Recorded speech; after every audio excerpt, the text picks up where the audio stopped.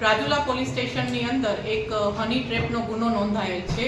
આ ગુનાની હકીકત એવી છે કે આ ગુનાના કામના જે ફરિયાદી છે આ ગુનાના કામના એક આરોપીને પહેલેથી જ ઓળખતા હોય।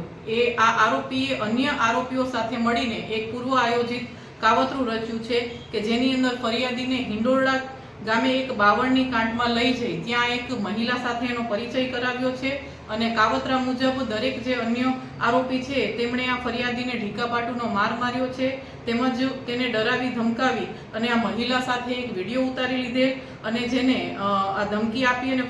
ફરિયાદી પાસેથી તેનો પોતાનો એક ફોન તેમજ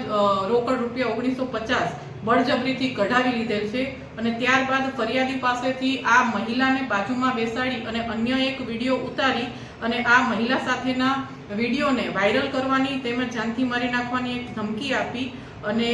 જે મુજબ ગુના મુજબ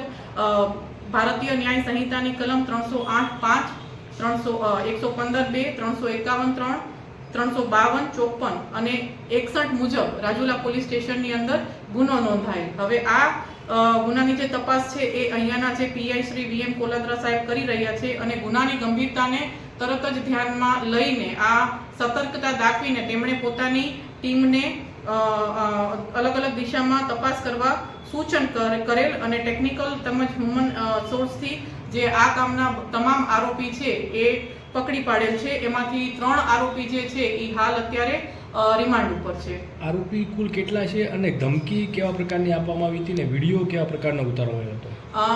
આરોપી ટોટલ 5 આરોપી છે જેના નામ છે કરણભાઈ દંતુભાઈ પટાડ, ઉંમર વર્ષ 25, સમીના બેન વાઇફ ઓફ સબ્બીરભાઈ સુલેમાનભાઈ સેલોત, લક્ષ્મણભાઈ વાલેરાભાઈ પટાડ અને જીતેન્દ્રભાઈ ઉર્ફે જીતુ રાઘવભાઈ ચૌહાણ અને દેસુરભાઈ વાલેરાભાઈ પટાડ। હવે ધમકી એટલે આ જે ફરિયાદી છે તેમને પોતાનું પહેરેલ જે પેન્ટ છે એ નીચે કઢાવી અને એક બીભત્સ વિડીયો ઉતારેલ અને તેને વાયરલ કરવાની ધમકી આપેલ અને બીજા અગર એ રૂપિયા 5 લાખની રૂપિયા 5 લાખ નહીં આપે તો આ જે વિડીયો છે તેને વાયરલ કરી દેશે એ રીતની ધમકી આપેલ।